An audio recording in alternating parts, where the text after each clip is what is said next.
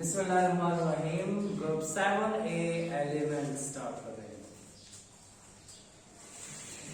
Chapter number 13 S&P block elements में 4 groups को discuss किया गया है और एक पीरियड को डिस्कस किया गया है, जिसमें हमने पीरियड नंबर 3 पढ़ लिया, ग्रुप 1 और ग्रुप 2 पढ़ लिया। आज ग्रुप 7 पढ़ते हैं, फिर उसके बाद ग्रुप 4 पढ़ेंगे। ठीक है।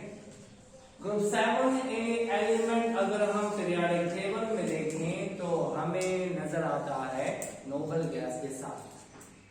मैंने आपको पहले बताया था कि आईयूपैक्स सिस्टम के मुताबिक टोटल ग्रुप्स 18 होते हैं और मोज़ले के मुताबिक टोटल सब ग्रुप 8 होते हैं।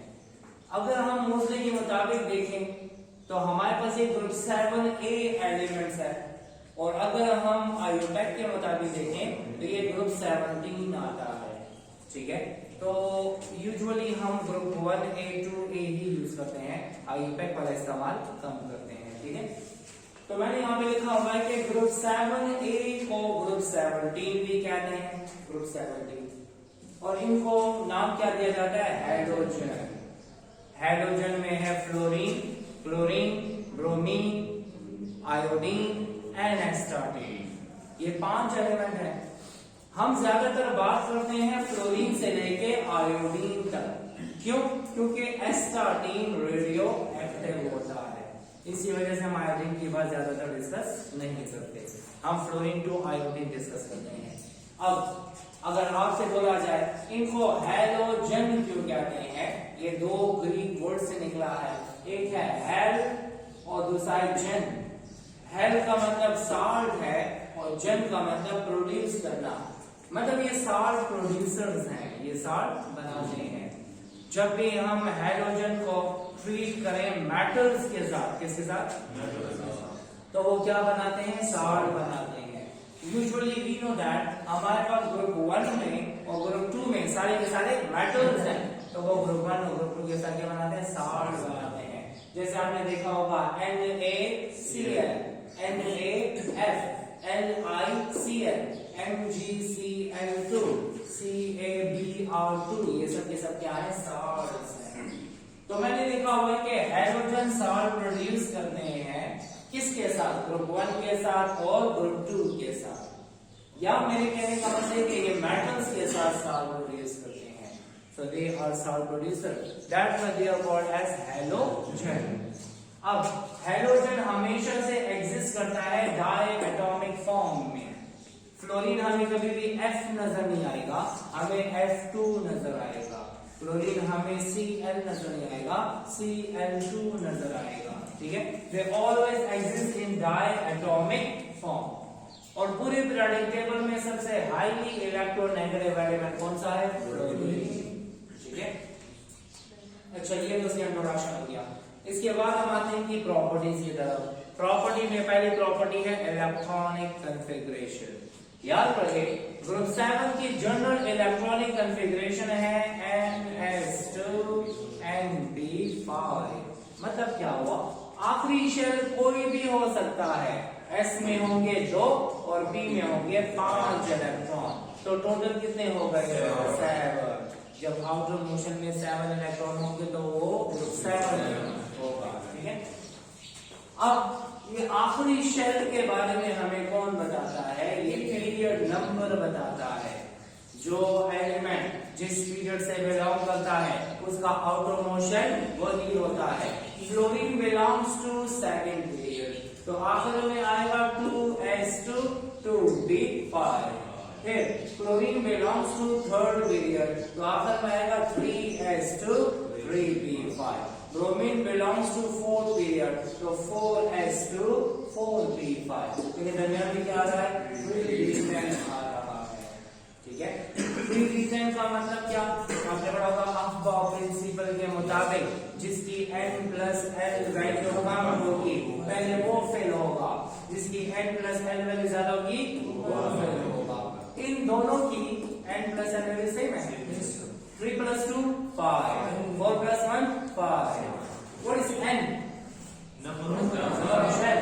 Number of shell क्या है, 3, and the l value for D is 2, तो 3 + 2 5।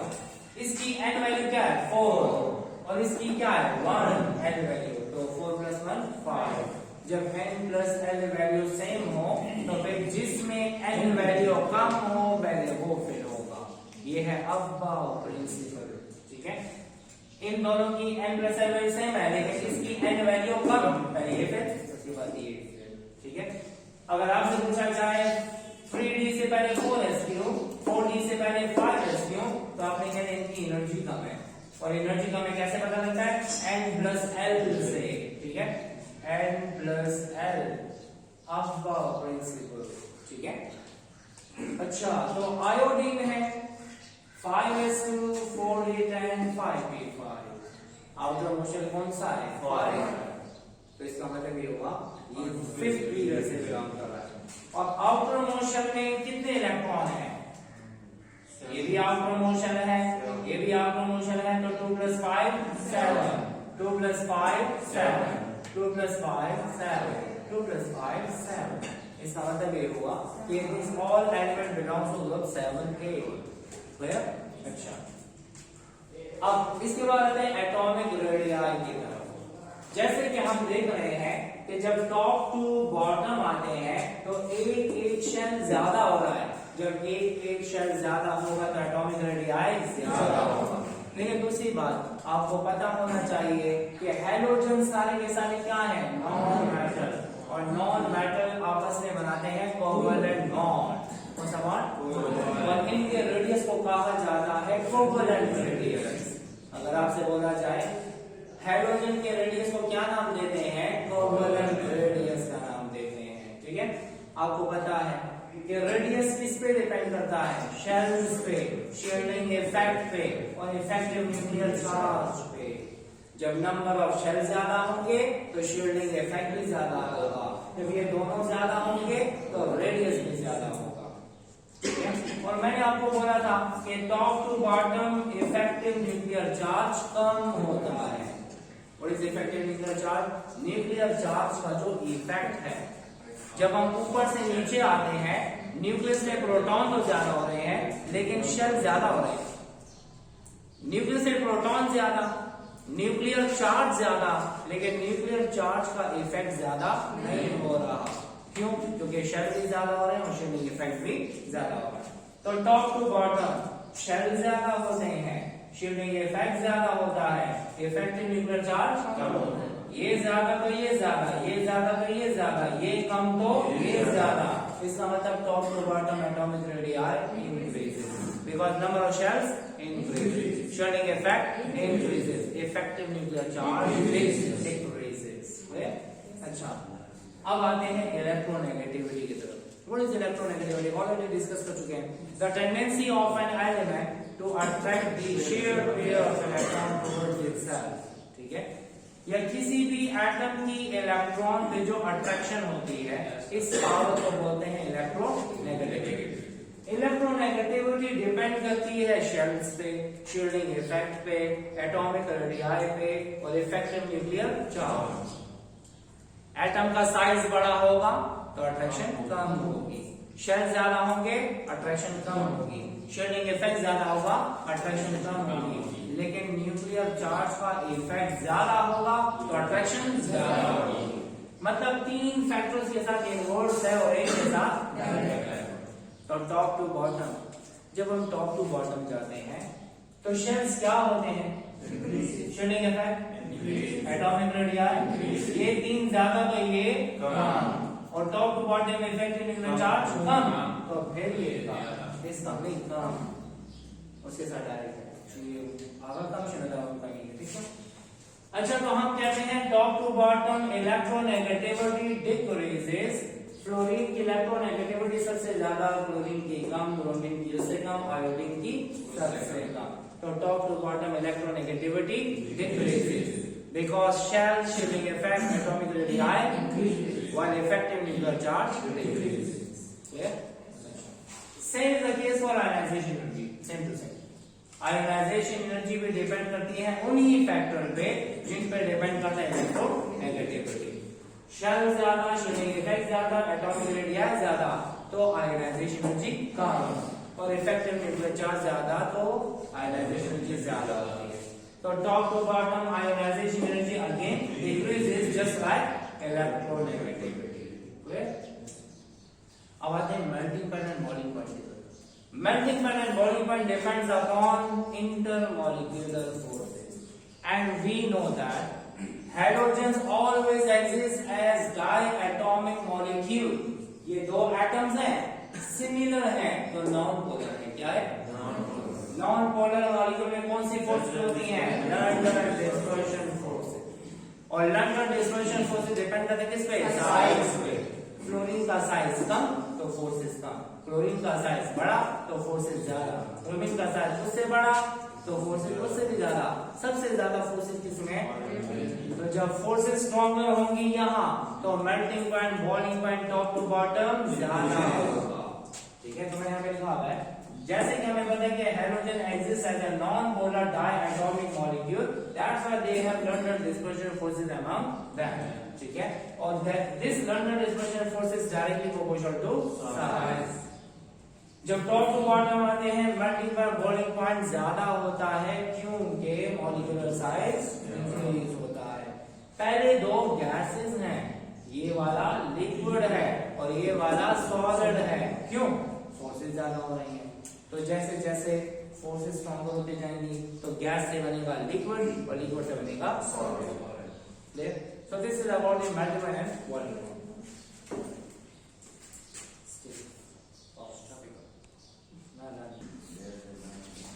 Electron affinity of hydrogens की तरफ आते हैं। इलेक्ट्रॉन एफिनिटी किसे कहते हैं? इलेक्ट्रॉन मतलब इलेक्ट्रॉन, एफिनिटी का मतलब लव, मतलब किसी भी एटम का love for electron is called as electron affinity. तो love for electron is called as electron affinity. मतलब क्या हुआ? किसी भी एटम के आउटर मोशन में इलेक्ट्रॉन कम हो तो वो इलेक्ट्रॉन पूरा करने की कोशिश करता है। तो जब उसके आउटर मोशन में हम इलेक्ट्रॉन ऐड कर लेते हैं तो वो स्टेबल हो जाता है। क्या? स्टेबल। जब वो स्टेबल होता है तो इससे निकल जाती है क्या? एनर्जी। जो एनर्जी निकली है उसको इलेक्ट्रॉन एफिनिटी कहते हैं। ज्यादा अट्रैक्शन होगी तो ज्यादा स्टेबिलिटी होगी, जब ज्यादा स्टेबिलिटी होगी तो ज्यादा एनर्जी रिलीज होगी।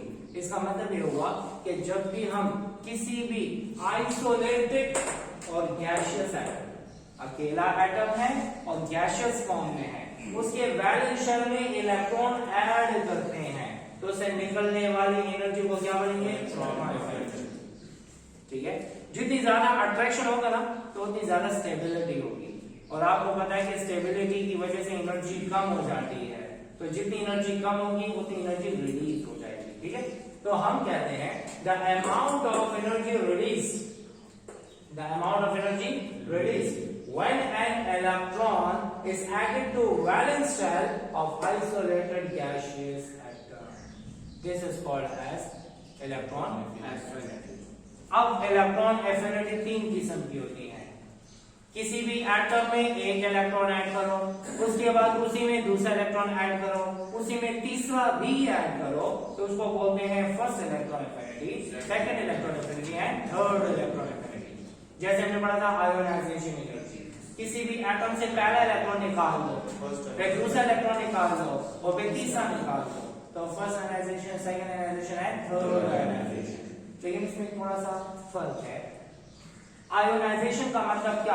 किसी भी एटम के आउटर मोशन से इलेक्ट्रॉन निकालो तो ये हमेशा से एंडोथर्मिक होगा। क्या होगा? एंडोथर्मिक। हम इसको एनर्जी प्रोवाइड करेंगे ताकि इलेक्ट्रॉन नॉकआउट करें, लेकिन जब भी हम किसी भी एटम में इलेक्ट्रॉन ऐड करते हैं तो एनर्जी रिलीज होती है तब जब पहला इलेक्ट्रॉन ऐड करते हैं। लेकिन अगर उसी में दूसरा ऐड करेंगे तो एनर्जी एब्सॉर्ब होगी। First ionisation energy, second ionisation energy, third ionisation energy, तीनों एंडोथर्मिक है। लेकिन इलेक्ट्रॉन एफिनिटी में सिर्फ पहला इलेक्ट्रॉन ऐड करोगे तो एनर्जी रिलीज होगी, लेकिन अगर उसी में दूसरा ऐड करोगे, उसी में तीसरा ऐड करोगे तो हमें एनर्जी चाहिए होगी, हम एनर्जी प्रोवाइड करेंगे। क्यों? क्योंकि न्यूट्रल है ना, इसमें इलेक्ट्रॉन की डेफिशिएंसी है, तो वो इलेक्ट्रॉन उसमें ऐड होगा तो किसी हद तक स्टेबल होगा। क्या होगा? स्टेबल। अब इस पे कौन सा चार्ज आया? और जो आने वाला दूसरा इलेक्ट्रॉन है उस पे कौन सा चार्ज है? Minus minus repel each other. तो जब रिपल्जन होती है तो वो ज्यादा एनर्जी रिलीज नहीं कर सकता, हमें उसको मजबूर करना होगा कि इलेक्ट्रॉन उसमें ऐड कर दे। ठीक है, तो हम एनर्जी देते हैं, हमें एनर्जी मिलती है, लेकिन हमने net suppose 1000 kilo joule energy दी और निकली है 500, तो नेट इफेक्ट क्या हुआ? एंडोथर्मिक। तो आपने याद रखना है first electron affinity is always while second and third electron affinity are endothermic. समझ आ गई? ये इंपॉर्टेंट है। अब आते हैं factors affecting electron affinity. Atom का साइज छोटा होगा तो इलेक्ट्रॉन का अट्रैक्शन ज्यादा होगी, एटम का साइज बड़ा होगा अट्रैक्शन कम होगी। तो आप देखें जब साइज छोटा है अट्रैक्शन ज्यादा है तो एनर्जी रिलीज भी ज्यादा होगी। तो शेल ज्यादा इलेक्ट्रॉन एफिनिटी कम, शिलिंग इफेक्ट ज्यादा इलेक्ट्रॉन एफिनिटी कम, एटॉमिक रेडियस ज्यादा इलेक्ट्रॉन एफिनिटी कम, और इफेक्टिव न्यूक्लियर चार्ज ज्यादा तो इलेक्ट्रॉन एफिनिटी ज्यादा होगा। इसका मतलब 3 फैक्टर के साथ इनवर्स है और एक के साथ। अब आते हैं टॉप टू बॉटम। जब हम फ्लोरीन से क्लोरीन और क्लोरीन से ब्रोमीन और ब्रोमीन से आयोडीन की तरफ जाए, फ्लोरीन क्लोरीन ब्रोमीन आयोडीन, तो टॉप टू बॉटम शेल होते हैं ज्यादा, शेडिंग इफेक्ट होता है ज्यादा, एटॉमिक रेडियस होता है ज्यादा और इफेक्टिव न्यूक्लियर चार्ज होता है कम। तो top to bottom electron affinity होती है कम। सबसे ज्यादा इलेक्ट्रॉन एफिनिटी किसकी? फ्लोरीन की होनी चाहिए, लेकिन फ्लोरीन की इलेक्ट्रॉन एफिनिटी कम हो जाती है। ठीक है, ये एक सेक्शन है। याद रखिए अगर मैं फ्लोरीन को छोड़ दूं तो फिर जो नॉर्मल ट्रेंड है ज्यादा इसका, इसकी कम और इसकी सबसे कम। Top to bottom size increases, shells increases, shielding effect increases. Electron affinity सबसे कम किसकी है? और इन तीनों में सबसे ज्यादा यहां पर हमारे पास एक्सेप्शन आता है। मैंने कहा top to bottom electron affinity hydrogen की कम हो जाती है, लेकिन एक एक्सेप्शन है किस केस में? जहां पर इलेक्ट्रॉन एफिनिटी होनी चाहिए थी ज्यादा लेकिन वहां पर होती है कम। किससे? क्योंकि फ्लोरीन का साइज होता है स्मॉल। इसके आउटपुट मोशन में कितने इलेक्ट्रॉन है? 1 2 3 4 5 6 7। ये क्लोरीन है, 1 2 3 4 5 6 7। ये ब्रोमीन है, 1 2 3 4 5 6 7। ये है 1 2 3 4 5 6 7। अब सुनिए, आने वाला है इलेक्ट्रॉन और इलेक्ट्रॉन पे न्यूक्लियस की अट्रैक्शन बहुत ज्यादा है क्योंकि साइज छोटा है। ठीक है, जब अट्रैक्शन ज्यादा है लेकिन एक मसला है, इसके आउटर मोशन में कितने इलेक्ट्रॉन है? 7। जब 7 इलेक्ट्रॉन है और इसका साइज क्या है? कम। यहाँ पे 7 इलेक्ट्रॉन साइज कम, 7 इलेक्ट्रॉन साइज ज्यादा, वॉल्यूम ज्यादा होता है तो डेंसिटी कम होती है। यहाँ पर इलेक्ट्रॉन की डेंसिटी बहुत ज्यादा है। अगर आपको कोई कहे इसमें भी 7 है, इसमें भी 7 है, इसमें भी 7 है, तो number of electron are same but they have different volumes. As volume increases, density of electron decreases. यहाँ पर इलेक्ट्रॉन की डेंसिटी सबसे ज्यादा है। जब यहाँ पर इलेक्ट्रॉन की डेंसिटी ज्यादा है, यहाँ पे कौन सा चार्ज? नेगेटिव। यहाँ पे कौन सा चार्ज? Negative negative repel. यहाँ पर इलेक्ट्रॉनिक डेंसिटी ज्यादा होने की वजह से इलेक्ट्रॉन में होती है रिपल्जन, और जब रिपल्जन होती है तो एक्सेप्शनली फ्लोरीन की इलेक्ट्रॉन एफिनिटी कम हो जाती है। समझ आ गई? अगर आपसे पूछा जाए इनमें से सबसे ज्यादा इलेक्ट्रॉन एफिनिटी किसकी है, तो फ्लोरीन की है। ठीक है, फ्लोरीन की इलेक्ट्रॉन एफिनिटी क्यों कम हुई? क्योंकि फ्लोरीन का साइज क्या है? स्मॉल, उसमें इलेक्ट्रॉनिक डेंसिटी क्या है?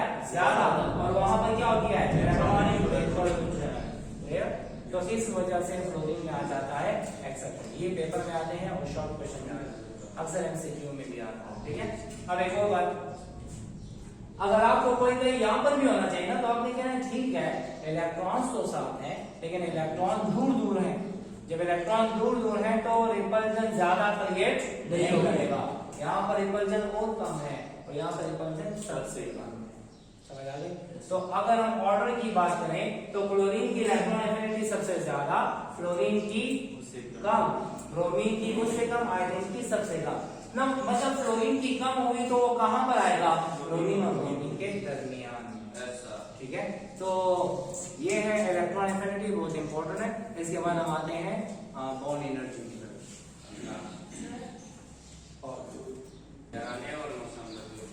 Bond enthalpy of hydrogen. Bond enthalpy किसे कहते हैं? The amount of energy required to break a bond. किसी भी बॉन्ड को तोड़ने के लिए जितनी एनर्जी चाहिए उस एनर्जी को क्या बोलते हैं? बॉन्ड एनर्जी या बॉन्ड एंथैल्पी कहते हैं। दो डेफिनेशन है। जब बॉन्ड बनता है एनर्जी रिलीज होती है, और जब बॉन्ड टूटता है तो एनर्जी एब्सॉर्ब होती है। इसका मतलब bond energy is exothermic as well as endothermic.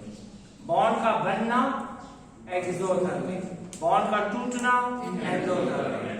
Bond energy endo exo दोनों है। तो आपने देखना है कि क्या पूछा गया है। बॉन्ड एनर्जी है तो एक्सो एंडो दोनों होगा, लेकिन अगर बॉन्ड फॉर्मेशन की बात की जाए तो ये हमेशा से एक्सो होता है, और जब बॉन्ड टूटता है तो एंडोथर्मिक है। तो डेफिनेशन क्या है? The amount of energy, the amount of energy required to break a bond or the amount of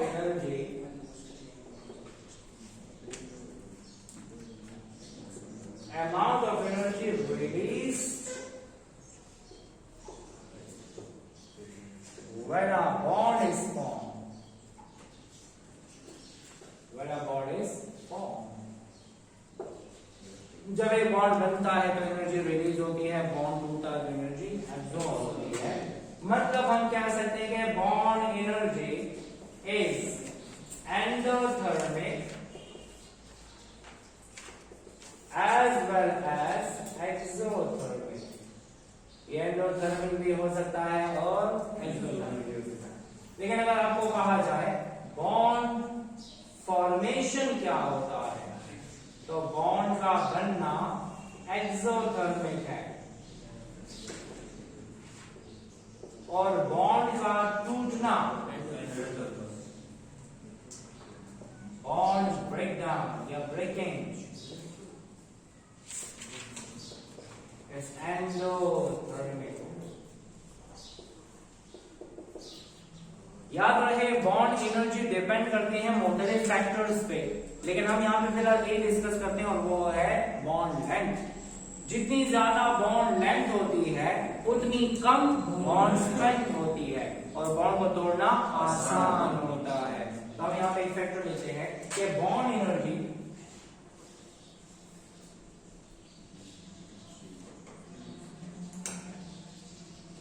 is inversely proportional to bond length.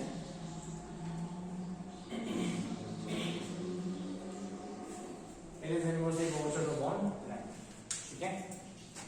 अच्छा, अगर हम देखें तो हमें ऐसा फील होता है कि F2 है, Cl2 है, Br2 है और I2 है। टॉप टू बॉटम एटम का साइज ज्यादा होता है। जब एटम का साइज ज्यादा होता है तो बॉन्ड की लेंथ ज्यादा होती है और बॉन्ड की स्ट्रेंथ कम होती है। सबसे ज्यादा साइज किसका है? आयोडीन। सबसे कम बॉन्ड एनर्जी किसकी है? आयोडीन की। और सबसे कम बॉन्ड लेंथ किसकी है? और सबसे ज्यादा बॉन्ड एनर्जी क्लोरीन की होनी चाहिए। यहाँ पर आता है एक्सेप्शन। याद रहिए दो टॉपिक्स हैं, इलेक्ट्रॉन एफिनिटी वाला और बॉन्ड एनर्जी वाला। ये दोनों बहुत इंपॉर्टेंट टॉपिक्स हैं जो अक्सर शॉर्ट क्वेश्चन में आते हैं, क्योंकि यहाँ पे एक्सेप्शन आता है। अगर हम फ्लोरीन को जोड़ दें तो क्लोरीन, ब्रोमीन, आयोडीन में नॉर्मल ऑर्डर है। क्लोरीन का साइज कम, ब्रोमीन का साइज बड़ा, आयोडीन का साइज उससे बड़ा। तो सबसे ज्यादा बॉन्ड एनर्जी किसकी? क्लोरीन। उससे कम ब्रोमीन और सबसे कम आयोडीन। लेकिन अगर फ्लोरीन देखें तो फ्लोरीन करता है शो एक्सेप्शन, ठीक है। अगर इसका हम नॉर्मल ऑर्डर देखें तो फ्लोरीन की बॉन्ड एनर्जी कम होती है ब्रोमीन से, मतलब ब्रोमीन और आयोडीन के दरमियान आता है, ठीक है। तो हम यहाँ पे देखें कि top to bottom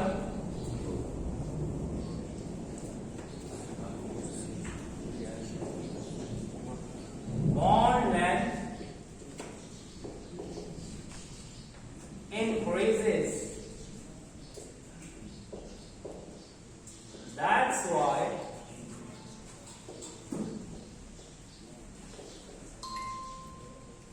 bond energy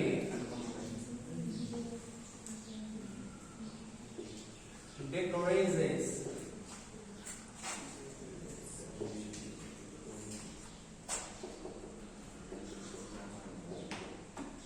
The bond energy of fluorine is exceptionally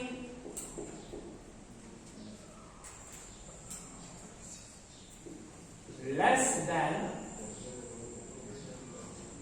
chlorine and bromine due to a small size. Second one, electronic repulsion.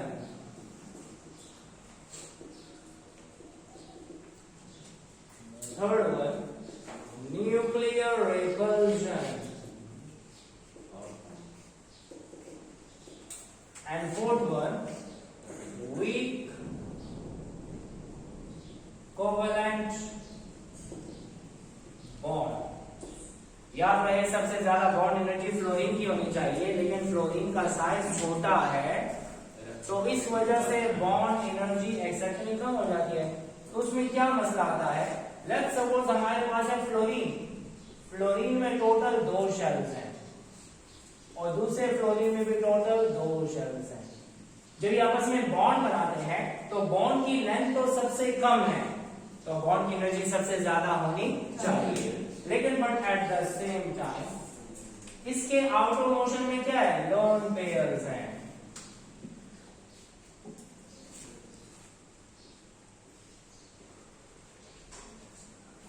अच्छा देखें, ये इतने करीब आ जाते हैं कि लोन पेयर इसके लोन पेयर को क्या करता है, रिपेल। जब रिपेल करेगा तो एटम एक दूसरे से दूर जाना चाहेंगे, और जब दूर जाना चाहेंगे तो उसको तोड़ना आसान हो जाता है। मतलब स्मॉल साइज के होने की वजह से इलेक्ट्रॉनिक क्या होती है, रिपल्जन।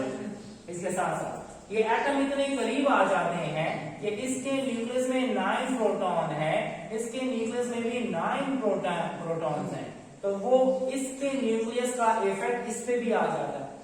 मतलब प्रोटॉन को क्या करता है, रिपेल। पॉजिटिव रिपेल करता है, नेगेटिव रिपेल करता है। जब एटम करीब आना चाहता है लेकिन न्यूक्लियस उसको दूर ले जाना चाहता है, इलेक्ट्रॉन पेयर भी दूर लेके जाना चाहता है, तो उसको तोड़ना आसान हो जाता है। तो रिपल्जन की वजह से कोवलेंट बॉन्ड क्या हो जाता है, इसी वजह से फ्लोरीन की बॉन्ड एनर्जी एक्सेप्शनली कम होती है।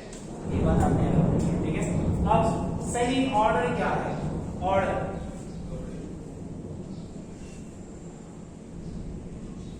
of bond enthalpy is सबसे ज्यादा बॉन्ड एनर्जी क्लोरीन की, उससे कम ब्रोमीन की, उससे कम फ्लोरीन की, और सबसे कम आयोडीन की। So this is the correct order of bond energy और enthalpy। इसके बाद हम आते हैं bond enthalpy of hydrogen halide. इसमें ला करते हैं bond enthalpy of hydrogen halide. अब हम हाइड्रोजन हैलाइड की बॉन्ड एंथैल्पी देखते हैं। हाइड्रोजन हैलाइड को हम हैलोजन एसिड भी कहते हैं, which is represented by HX। HX से रिप्रेजेंट करते हैं। अब HX क्या हो सकता है, HF हो सकता है, HCl हो सकता है, HBr हो सकता है और HI हो सकता है। Hydrofluoric acid, hydrochloric acid, hydrobromic acid, hydroionic acid. ठीक है, ये सारे के सारे एसिड्स हैं। अब हमें पता है कि हाइड्रोजन तो बीच में कॉमन है। सबसे छोटा साइज किसका है? फ्लोरीन का। और सबसे बड़ा साइज किसका है? आयोडीन का। तो सबसे ज्यादा नहीं, सबसे कम बॉन्ड एनर्जी किसकी? हाइड्रोजन आयोडाइड की बॉन्ड एनर्जी सबसे कम है। और सबसे ज्यादा बॉन्ड एनर्जी किसकी? HF की है। HF की है, यहाँ पे एक्सेप्शन है। तो याद रहे, bond energy is inversely proportional to bond length. सबसे ज्यादा बॉन्ड एनर्जी किसकी है? HF। उससे कम HCl, सबसे कम HI। अगर आपके माइंड में आता है ये फ्लोरीन की तरह बिहेव क्यों नहीं कर रहा, तो देख लेते हैं। हाइड्रोजन का एटॉमिक नंबर 1 है, इसमें 1 ही शेल है। फ्लोरीन के आउटर मोशन में कितने इलेक्ट्रॉन है? 7। ये हो गया 1 2 3 4 5 6 7 हो गया शेल। अच्छा, ये एटम छोटे छोटे हैं, इधर इलेक्ट्रॉन पेयर है ना? क्या उधर इलेक्ट्रॉन पेयर है? नहीं, तो रिपल्शन नहीं। ठीक है, इसके न्यूक्लियस में कितने प्रोटॉन है? 1। और इसके न्यूक्लियस में कितने है? 9। वहां पे 9 है तो रिपल्शन ज्यादा थी, यहाँ पे 1 9 है तो रिपल्शन नहीं है। इसी वजह से यहाँ पे एक्सेप्शन नहीं आता। एक्सेप्शन आता है तो किस में? F2 में आता है। होम एटॉमिक का मतलब है F2 याद से, सब में नहीं आता। तो top to bottom bond energy decreases because bond length increases. ठीक है, देयर इज नो एक्सेप्शन। इसके बाद हम एसिडिटी की बात करते हैं। Acidity of hydrogen halide.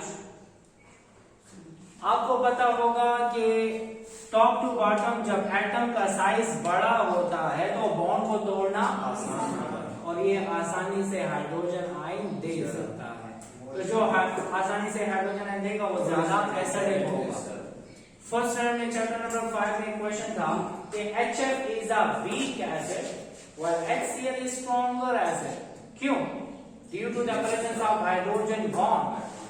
जिस एसिड में हाइड्रोजन बॉन्ड होता है उसकी एसिडिटी कम होती है, और जिसमें हाइड्रोजन बॉन्ड नहीं होता उसकी एसिडिटी ज्यादा होती है। Top to bottom acidity increase. HF इतना वीक एसिड है कि वो मिथानोइक एसिड जैसा बिहेव करता है। मिथानोइक एसिड क्या है? कार्बोक्सिलिक एसिड, जिसको हम फॉर्मिक एसिड कहते हैं। तो हम कहते हैं कि HF से ज्यादा HCl से ज्यादा HBr से ज्यादा क्या है? HI है। इसका मतलब top to bottom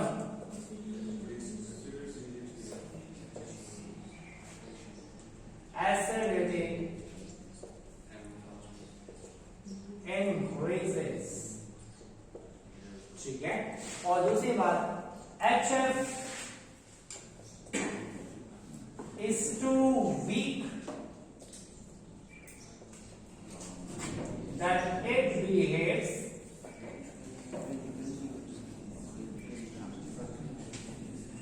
like formic acid और मिथानोइक acid.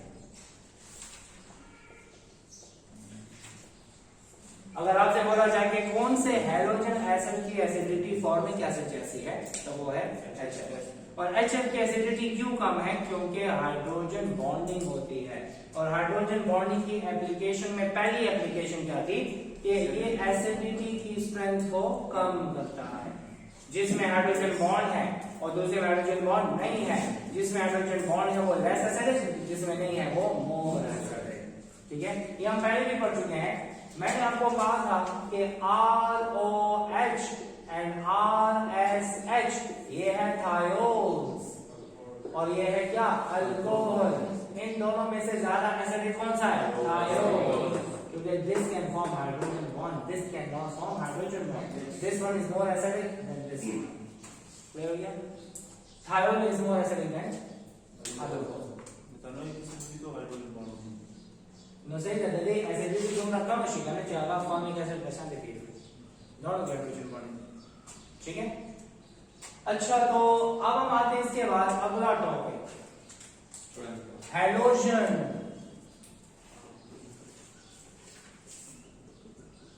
Halogens as oxidizing agent. Halogens as oxidizing agent. Oxidizing agent का मतलब क्या कि वो खुद हो जाते हैं रिड्यूस और दूसरों को करते हैं ऑक्सीडाइज, ठीक है। आते हैं फ्लोरीन की तरफ। Fluorine, chlorine, bromine, ion.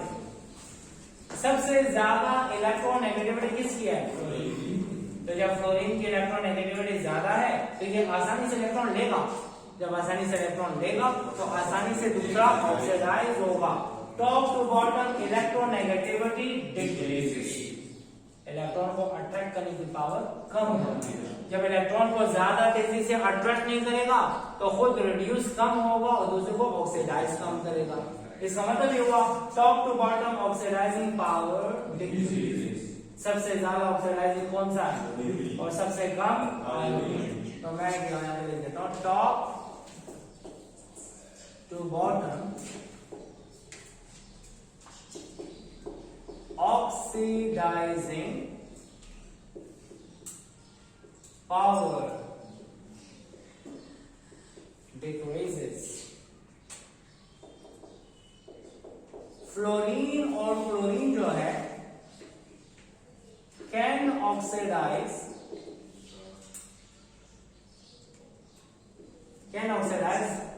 Bromine and iodine also. इसका मतलब ये हुआ ये ब्रोमीन और आयोडीन से भी इलेक्ट्रॉन ले सकता है। इसका मतलब ये हुआ कि फ्लोरीन और क्लोरीन की ऑक्सीडाइजिंग पावर ज्यादा है और ब्रोमीन आयोडीन की कम है। देख लेते हैं। लेट्स सपोज मैंने लिया हुआ एक कंटेनर और उस कंटेनर में मैंने सोल्यूशन बनाया है KBr का, पोटेशियम ब्रोमाइड। पोटेशियम पे कौन सा चार्ज और ब्रोमाइड पे माइनस। इसमें मैं पास कर देता हूं क्लोरीन गैस को। किसको?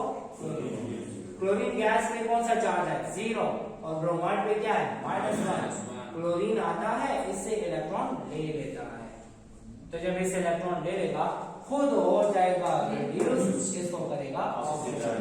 तो देखें ये आया Cl2 और ये आया 2Br। एक ब्रोमाइड ने एक इलेक्ट्रॉन दिया, दूसरे ब्रोमाइड ने दूसरा इलेक्ट्रॉन दिया, तो ये बन गया 2Cl- और Br2 बन जाता है, ठीक है। अब देखिए सुनिए, क्लोरीन पे कौन सा चार्ज? 0। ब्रोमाइड पे क्या है? इससे इलेक्ट्रॉन उससे को दे दिया तो इस पे कौन सा चार्ज? और ब्रोमीन पे क्या है? 0। जब चार्ज होता है ज्यादा तो मतलब वहां पर हुई है क्या? ऑक्सीडेशन। और जब चार्ज होता है कम उसको कहते हैं क्या? रिडक्शन। जहां होती है ऑक्सीडेशन वो होता है रिड्यूसिंग एजेंट और जहां होती है रिडक्शन वो होता है ऑक्सीडाइजिंग एजेंट। जो रिड्यूस हो जाता है तो ऑक्सीडाइजिंग एजेंट, जो ऑक्सीडाइज हो जाता है वो रिड्यूसिंग एजेंट है, ठीक है। अब एक और बात देखिए, अगर आपको कोई कहे यहाँ पे ब्रोमीन पे कौन सा चार्ज, क्लोरीन पे कौन सा, क्या ये रिवर्स जा सकेगा? नहीं। क्यों? क्योंकि chlorine is more oxidizing than bromine. ये वापस अपना इलेक्ट्रॉन उससे नहीं ले सकता। अगर आपको कोई कहे कि हमने तो ब्रोमाइड में क्लोरीन डाला, हम क्लोराइड में ब्रोमीन डाल दें तो क्या रिएक्शन होगा? कोई रिएक्शन नहीं होगा, कोई नहीं होगा। हमने देखा ना क्लोरीन पे कौन सा चार्ज है? 0। हमने क्लोरीन को डाला ब्रोमाइड के सॉल्यूशन, तो ब्रोमाइड हो गया ऑक्सीडाइज और ये हो गया रिड्यूस। अगर हम ब्रोमीन को क्लोराइड में डाल दें तो ब्रोमीन क्लोराइड के साथ रिएक्शन नहीं करेगा।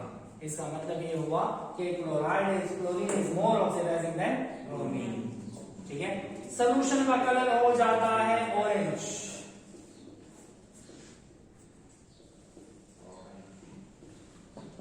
ऑरेंज सॉल्यूशन बन जाता है ब्रोमीन की वजह से। पहले होता है कलरलेस जैसे ही हमने क्लोरीन डाला सोल्यूशन का कलर ऑरेंज में कन्वर्ट हो गया और हमें पता लग गया कि bromide is converted into bromine Br2। Clear. इसी तरह अगर हम क्लोरीन को डाल देते हैं आयोडाइड के सोल्यूशन में, किसमें? आयोडाइड का सोल्यूशन कलरलेस है। जैसे मैंने क्लोरीन उसमें डाला तो क्लोरीन उससे इलेक्ट्रॉन ले लेगा तो खुद बन जाएगा क्लोराइड और उससे बना देगा आयोडीन, और आयोडीन जैसे ही बनेगा तो सोल्यूशन का कलर हो जाएगा या तो रेड सोल्यूशन बन जाएगा। कौन सा सोल्यूशन बनेगा? रेड, या उसमें डार्क ग्रे कलर के प्रेसिपिटेट बन जाएंगे, dark grey precipitate।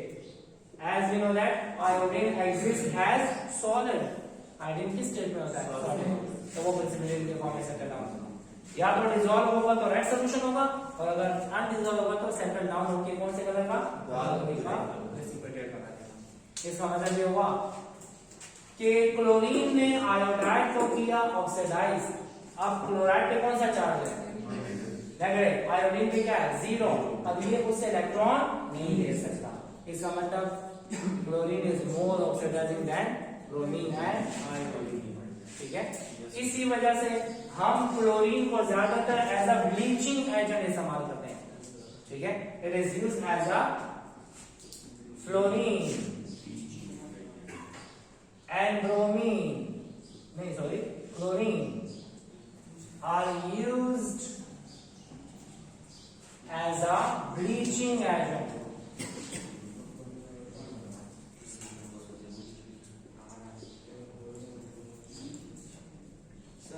Bleaching agent किसे कहते हैं? जो कपड़ों के ऊपर कलर्ड कंपाउंड का दाग लग जाता है तो उसको ब्लीचिंग पाउडर के साथ साफ करते हैं, उसको डीकलराइज करता है। डीकलराइज क्यों करता है? क्योंकि वो उसमें से इलेक्ट्रॉन को निकाल लेता है। कोई भी कंपाउंड कलर्ड है तो due to the presence of free electron, वो फ्री इलेक्ट्रॉन की वजह से कलर्ड है। ठीक है। अब जब हम ब्लीचिंग पाउडर उसमें डाल देते हैं तो उसमें से ब्लीचिंग पाउडर उसमें से क्या निकालता है? इलेक्ट्रॉन निकाल देता है। अब इलेक्ट्रॉन अवेलेबल नहीं होगा तो एक्साइटेशन नहीं होगी, एक्साइटेशन नहीं होगा तो वो कंपाउंड का कलर नहीं होगा। तो इसी वजह से हम इसको ब्लीचिंग पाउडर कहते हैं कि वो उसको डीकलराइज करता है, उसको ऑक्सीडाइज करता है। और ब्लीचिंग पाउडर का फार्मूला क्या है?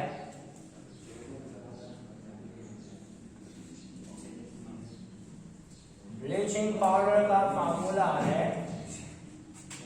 CaOCl2, calcium ऑक्सीडाइक्लोराइड। ये ब्लीचिंग पाउडर। ठीक है। ऑक्सीडाइजिंग एजेंट को हम एज अ ब्लीचिंग एजेंट इस्तेमाल करते हैं। वो इलेक्ट्रॉन को निकाल देते हैं, कंपाउंड का कलर खत्म हो जाता है। ठीक है।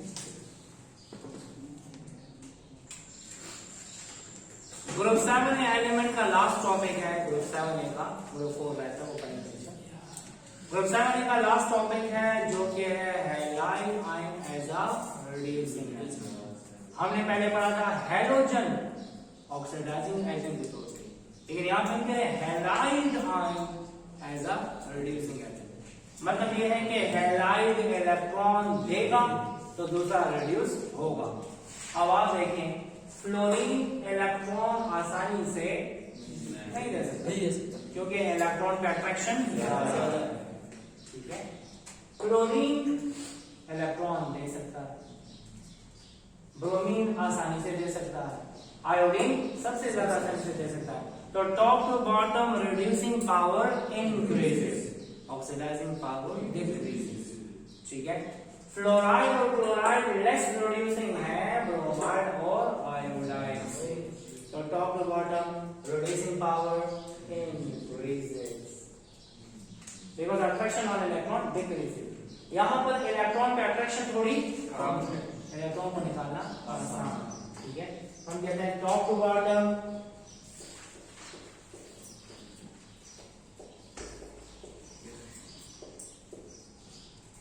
reducing power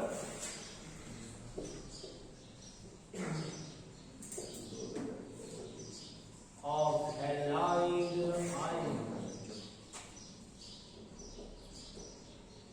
increases. Bromide or iodide are more reducing than chloride and fluoride.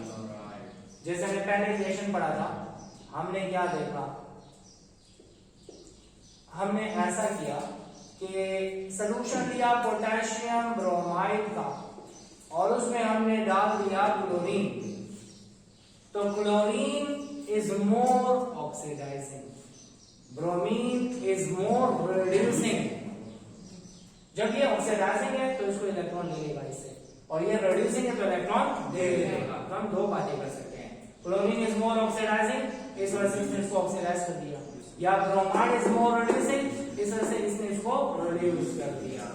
ठीक है, तो हम ऐसा करते हैं कि क्लोरीन मॉलिक्यूल 2Br इसे बना 2Cl और Br2। अब देखें,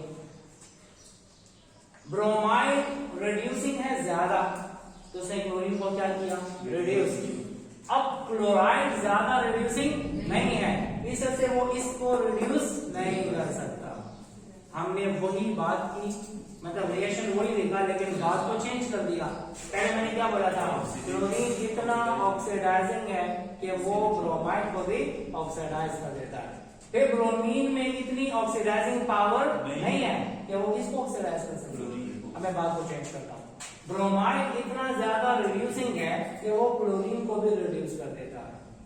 ठीक है, क्लोरीन को भी रिड्यूस कर दिया। अब क्लोराइड इतना रिड्यूसिंग नहीं है कि वो ब्रोमीन को रिड्यूस कर सके। आगे समझ आए? यस, ठीक है। अब इसी तरह एक और काम करते हैं, Cl2 को डाल दिया आयोडाइड में तो बना 2Cl और I2। अब देखें, आयोडाइड इतना ज्यादा रिड्यूसिंग है कि वो क्लोरीन को भी रिड्यूस कर देता है, लेकिन क्लोराइड इतना रिड्यूसिंग नहीं है कि वो आयोडीन को रिड्यूस कर सके। इसका मतलब top to bottom reducing power increase. हम एक रिएक्शन में दो बातें लिख सकते हैं। ठीक है, अब हम इस तरह कहते हैं, अगर आपको कोई कहे ब्रोमाइड ज्यादा रिड्यूसिंग है या आयोडाइड,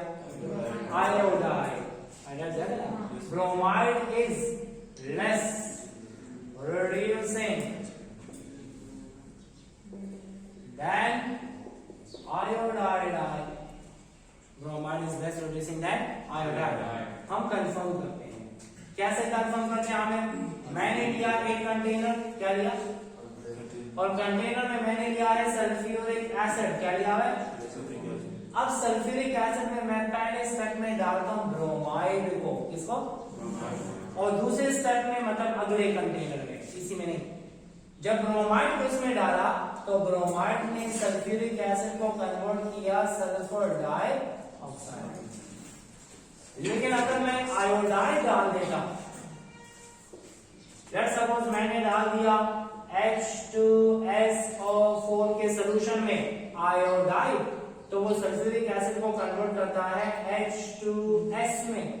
किसमें कन्वर्ट किया? Hydrogen sulphide gas.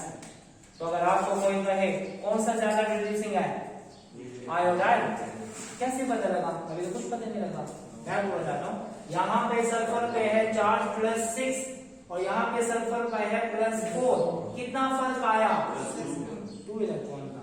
ठीक है, यहाँ पे सल्फर पे +6 और यहाँ पर है -2, तो मतलब +6 से -2 आया, 8 इलेक्ट्रॉन का फर्क आया। सल्फर को बहुत ज्यादा रिड्यूस कर दिया और सल्फर को कम रिड्यूस किया। इसका मतलब bromide is less reducing than iodide. Iodide reduces sulfuric acid to sulfur hydrogen sulfide, while bromide reduces sulfuric acid to only sulfur dioxide। Clear? इसलिए मैं बता देता हूं यहाँ पर रिएक्शन में, ये है H2SO4 plus Br minus plus hydrogen ion, इससे बनेगा sulphur dioxide plus Br2 plus H2O।